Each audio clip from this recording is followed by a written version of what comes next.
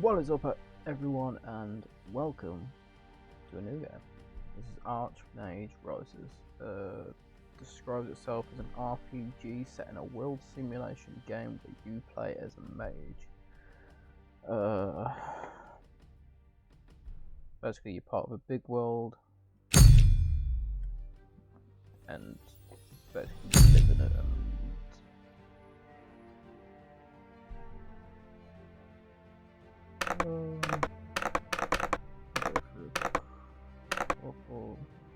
We'll have the world name as Valador.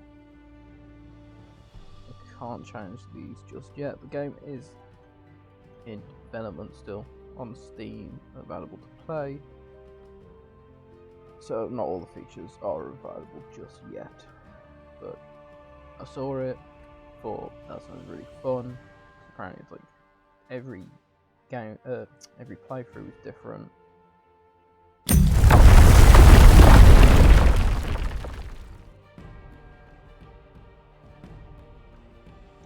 Apparently, interactions with NPCs is quite intimate and detailed, I think is what they said. Very much inspired by like tabletop games like Dungeons and Dragons. I think it specifies actually one specific one. I do have the Steam page open on my phone. How else does it go?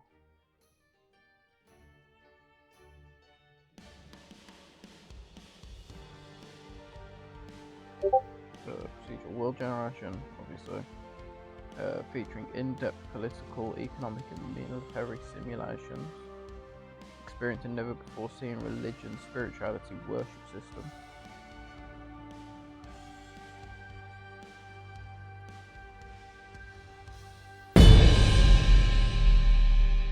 And it is now finished generating. We now have our history generated with 39 unique towns, 123,243 unique people, 43 unique lairs, 4 unique great people, and 8 unique artifacts. So, quick character creation we're going to ignore because we want to get the full detail. The era is late 300s. Noble houses are Castala, Lundarin, Jacoblar, Orandor, and Nandon. So there are 6 kingdoms. 1, 2, 3, 4, 5. Those might be noble houses. A generation ago, the mages of Valador reached an uneasy peace with the noble houses and formed the Conclave, a faction of Schematics? That's not schematics, is it? Schism? I don't know. I will tell you in a moment, though.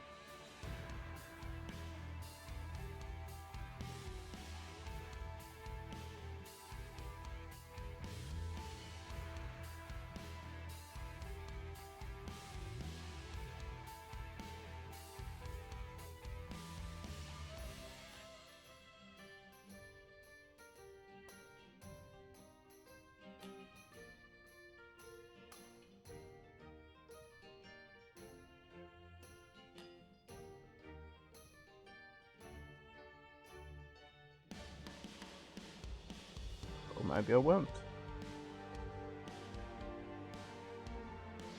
Never mind. Basically a faction of mages calling themselves Free Mages, separated from the Conclave, but their rebellion has recently been driven underground. Now these renegades are hunted by mage and noble alike. So we start in the world of Valador.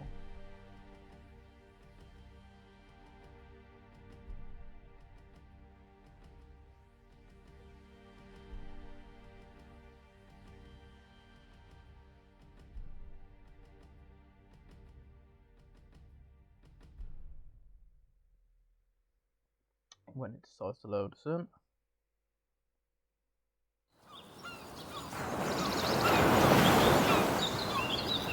300 horses was ruined by Alric and other great people around them.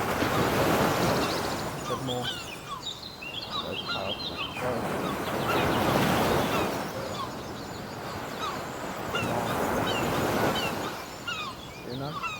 or they let it convert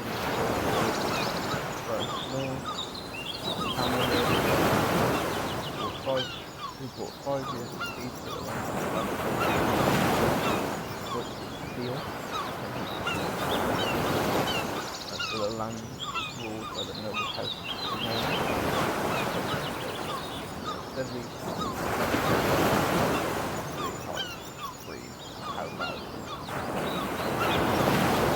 extended their strategic capital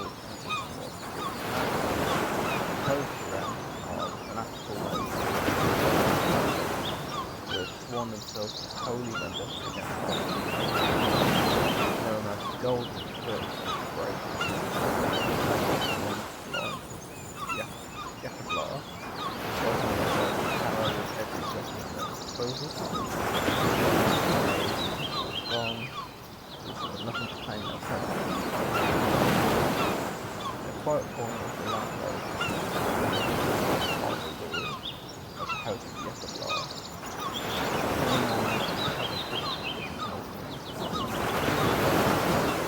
Since before the first council of Yemen.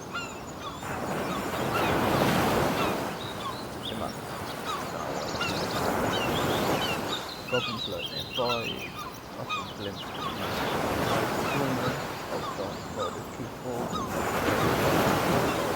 Home is exactly 9:40.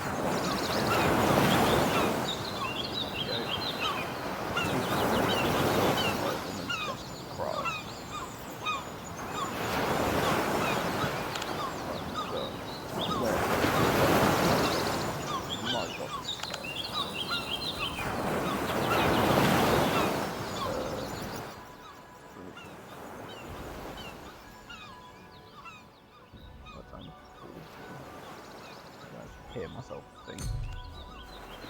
A warm darkness surrounds you. Suddenly the walls begin to close in. You are being pressed from all sides, just before it seems like the weight of the world will crush you. It relents. You twist away, seeking peace, as it turns, you wriggle and writhe, as this irresistible force thrusts you from your sanctuary.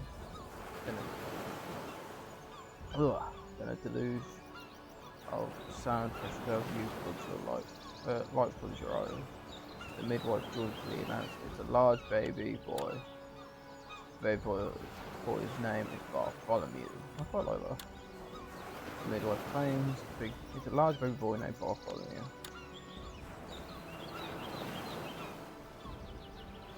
Pardon? As you grow, so do your chores. The life of a peasant is not an easy one. Still, your days are full, your nights are quiet, your companions are never far away. Who do you spend the most time with in the village? Larnahan, the ranger, rugged and solitary, man of action. Amelina, the bard, wife of peace. Alidona, the scholar, disciple of the written word. Jackman, the tailor, master craftsman. Village children, random interests, dislikes and skills. I think we're gonna go Larnhan, the ranger, the rugged, solitary man of action. Both confident and cunning, Larnhan has survived by trusting his senses. He speaks to you only when he has something worth saying. The two of you spend many wordless hours in the wilderness. Skills, survival +5, athletics +5. Conversation, interest, nature, hunting, fishing, riding, astronomy, and politics are not of them. Assuming that why do the village children? Because that was tempting. Bounce around the village, spending time with someone different every day. Some make more of an impression than others. Get 3 random skills. It's conversations with 3 random interests. Oh, okay, so this is for me? So we get +5 performance, stealth, music, small talk, tales, gambling, lots of hunting and no. I do quite like that. Scholar, scholarship, inspiration, politics, philosophy, fighting arts. Quite like that one as well. Plus 10%, I think. Plus scholarship, inspiration. Needlepoint, commerce, fashion, arts, small talk, and brewing. I'm probably gonna go with the scholar actually. I quite like what they give. So, Alidona is a meticulous scholar with a sharp mind and a subtle tongue. Glory may be shaped with steel, it's tempered with a pen. Reminds you as you help her compile her notes on the fall of lost Narcedon. So we'll get +5 scholarship, +5 persuasion, which is an interesting one. An interest in politics, philosophy, history, astronomy. Hopefully we can learn more background stuff quite early. We have no interest in tales or the fighting arts, I quite like. As soon as you were visited by the first signs of magical abilities, your poor parents began saving for your future education. Now you are old enough to study to be a mage. There are 5 tutors they can afford. Who do you choose to study under? Ice Mage Jeffrey, Arcane Mage Warren, Storm Mage Ogier, Fire Mage Drogo, Earth Mage Ralph. I'm gonna go with probably Arcane Mage Warren. There are shuffling feet, rustling parchment, and quiet conversation fills the chapter house lecture hall as you look for a seat. An older student taps you on the shoulder and word as he points you to the front row. The room is already falling silent, so you move quickly, hurrying to the last empty seat in the front among the strange faces, flickering in the lamplight, full of hope and fear. You take your place just in time, the teacher is here. Warren hobbles to the front of the class and casts a cloudy eye over those assembled. He smiles and nods at one or two in the back. Welcome, my young friend. It is an honor once again to be your guide in the realms of the archaic and the arcane. Few mortals permitted to peer into these mysteries, and fewer still have the strength of will to master them. I will share with you what little I have learned in my brief time on this sphere, but I cannot make you learn. Ultimately, it will be up to you to take hold of this wisdom. As the teacher addresses those assembled, you learn that three of the new students are named Bardol, Avelina, and Agnes. These will be your constant companions for the year ahead. You will shape each other in countless ways, and for better or for worse, the relationships you forge will now last a lifetime. Final exams of the year are swiftly approaching. Considering how little Agnes has been studying, her optimism seems like mere foolishness. Until you glimpse her and your teacher at a back table in the inn with a heavy purse passing between them. Clearly her success has been bought and paid for. You stumble home with a secret burning in your heart, demanding to be told, but who do you trust? With your teeth and confront Agnes face to face, reveal the bribe to Avelina, or ask Bardol's counsel on how to proceed, and they all give bonuses to another form of magic. So we've got Storm, Fire. I think we're going to reveal the bribe to Avelina, so I want Earth XP. Avelina promises to take care of everything, having to be rid of the problem and feeling like a great weight has been lifted from your shoulders. You forget all about it until the night before the exam, when you discover that Bardolph has learned what transpired. It's furious that you didn't report the matter directly to the conclave. As far as he's concerned, you're a participant in the fraud. While huddled around the peat fire in the chapter house one night in late winter, with a lull in the conversation, you stare into the flames. Suddenly, in a low voice, Avelina reveals that she's learned a powerful spell from a tome that her teacher carelessly left open in the library. The kind of spell you won't be permitted to even read about until well into an I struggled with that one until well into an apprenticeship with the Conclave. With a furtive glance over her shoulder, she offers to teach it to the rest of you. A hushed and heated debate rages between Bardolph and Agnes about what should be done, but an hour later they are no closer to a consensus. It seems it will fall to you to cast a deciding vote. So I can inform my teacher, try to convince him to abandon the plan, or accept the offer. I will learn light. If I inform my teacher, I will learn dispel magic, but try to convince him to abandon the plan, or I will get arcane insight if I accept the offer. I have no idea what any of these do, but I want to dispel magic. I'm going from my D&D knowledge.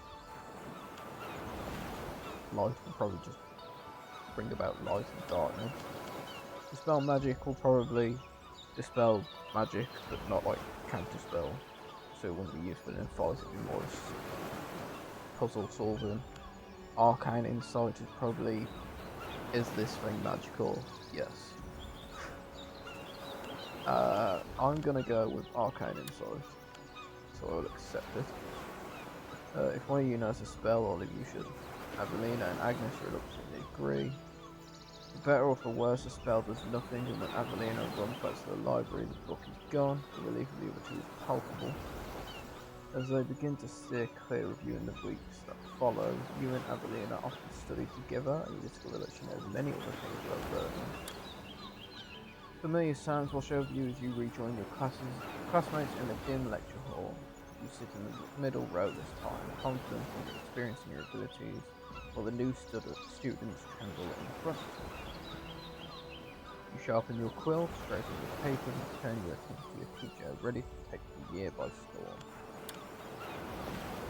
As year's death approaches, the other students prepare to go home to celebrate with their families. All of them have invited you to join them. You don't remember quite how it happened. Maybe you were tired, maybe you were distracted, but maybe it was just fear of giving disappointment. By some misfortune you found you have accepted all 3 invitations. Well done, you pleb. All 3 come from well-respected families and majors, and you know that no matter where you go, it's very valuable experience. Unfortunately, even the journey is upon you. It's time to break your word to 2 of your classmates. I mean, you've kind of been chilling with Avelina quite a bit. Bardolph, you don't seem to get on. Agnes, you're a bit middle of the road.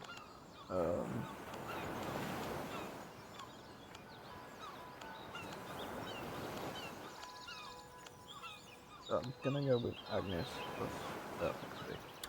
Bardolph is disappointed at your last minute refusal, but Avelina is deeply insulted. You had no idea that the prospect of your visits meant so much. Maybe too late to repair that relationship, but at least the next week you spend with Agnes and her family is relaxing and rewarding. One dreary wet autumn evening, while holed up in your tiny room deep in a treatise on the fall of Narston. I'm gonna go Narston. And the rise of the new Bailiff nobility, there is a knock at the door. You sigh. This assignment must be handed in tomorrow. You already have a long night of frantic scribbling before you cool down and go to the door. It's Avelina, her hair wild rings under her eyes, sheaf of parchment in hand. She begs for your help on her own treatise. I'm gonna go ask Agnes instead. Teach Avelina a lesson or help her. So I'll get go and ask Agnes, we'll learn Ice Shield. Teach Avelina, we'll learn Flame Shield, or help her, we'll learn Arcane Shield. We'll help her, because that is what I feel like their relationship would be. Also, we're learning Arcane, so it'd be good to get another Arcane spell. Take a moment to master your frustration, then motion Avelina in. The rooster is already crowing when your head finally hits the pillow. The two of you were finally able to find the missing piece in her reasoning. Baldolf is annoyed when he learns that you gave Evelina assistance and seems to think it amounts to cheating. But you rest easy knowing you have made a good friend. You choose a seat in the back of the lecture hall, year 3. Send a first year student down to the front row and settle in for your third and final year of schooling. It's good to be back, but you can't ignore the tightening in your chest as you realise this is your last chance to learn everything you need to know to survive before you are thrust into the unfriendly world. Just a year ago it seemed like you had all the time in the world, now the end is upon you. Passes out for the day, and you're all on your way to the inn. Continuing an argument that began in the lecture hall earlier, suddenly there is an almighty racket on the road behind you.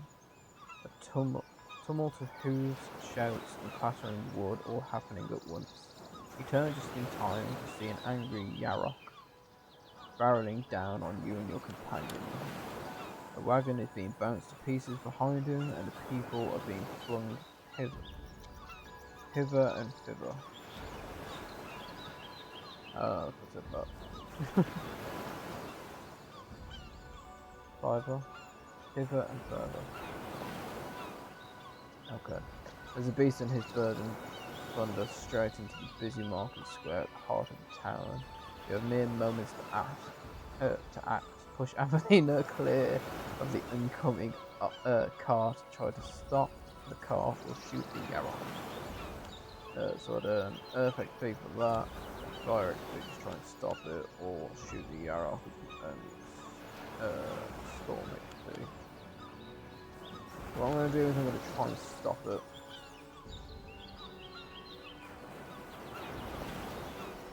For a third year student, I feel like we'd be capable of stopping it. You either aboard the cart, seize the reins, you're just about to haul the Yarok's automatic stop. And are just able to, yeah, okay. On the very edge of the busy market square, the crowd erupts in applause. Bartholomew is touched like the mouth to resolve the situation without harming the beast, which, truth be told, seemed just as scared as any of you. Evelina, however, seemed nettled by your adulation you received for your heroism. Oh, I think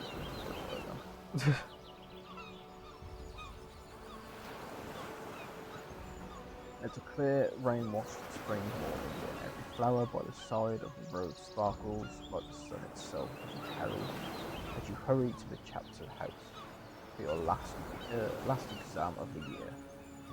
You've worked hard, you've had a good night's sleep, and you're ready. As you pick up the pace, you hear a voice calling from over the hedge that divides the town from the fields beyond. It's a woman's voice. You can't be sure, but for a moment you thought it sounded scared. Sprint to the chapter house, calling for Avelina's help. Emulate. Bardolph scramble over the hedge to help. You and Agnes study too hard to miss this. Hurry on. So I would learn Acid Blast if we call for Avelina's help. Frostbite if I've emulated Bardolph. Or Magic Missile, which is class. Do love me a Magic Missile. If you just ignore it all.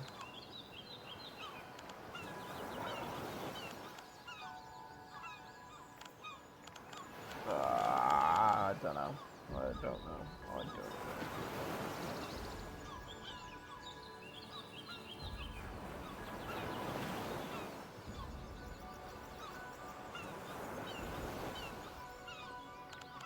I don't know, Magic Missile.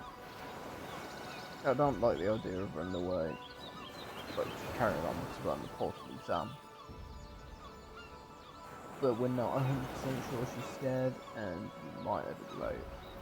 And we don't do that for our final exam. The examination is an unmitigated success. You and Agnes celebrate the inn until the small hours of the morning, forgetting all about the mysterious cries beyond the hedge until several weeks later when Bardolph mentions in passing that his aunt, who was supposed to come visit, is vanished from the face of the earth. Oh no! Oh dear, oh dear.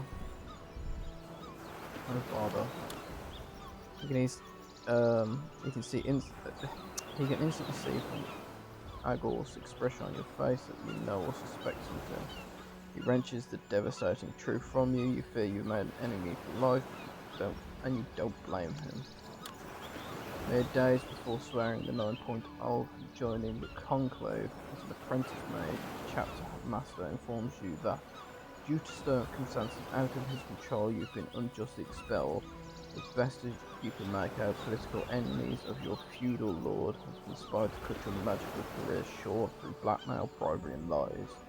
What do you take or use your prepared part? A bow, a wood axe, a roll of bandages, a caltrock and 200 gold, a sword, a pickaxe, camping gear, trail rations and 240 gold, a hatchet, a lockpick, and 1 poison antidote, and a torch and 280 gold.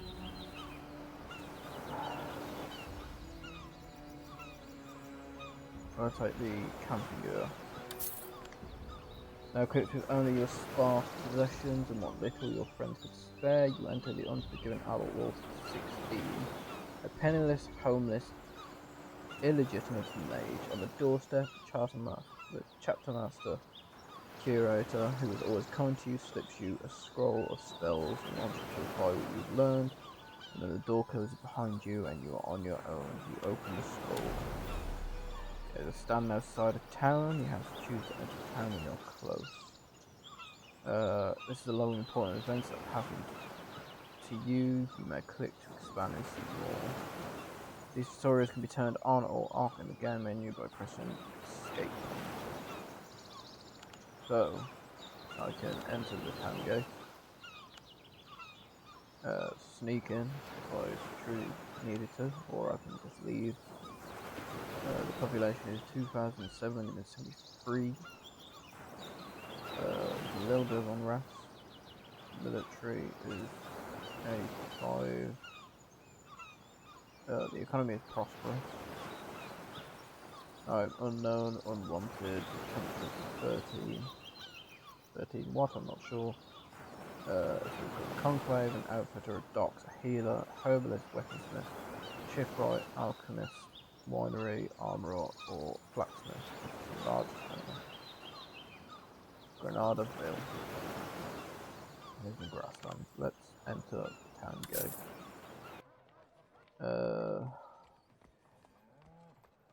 The money of Valador is gold coins. At first, just having enough money to eat will be hard.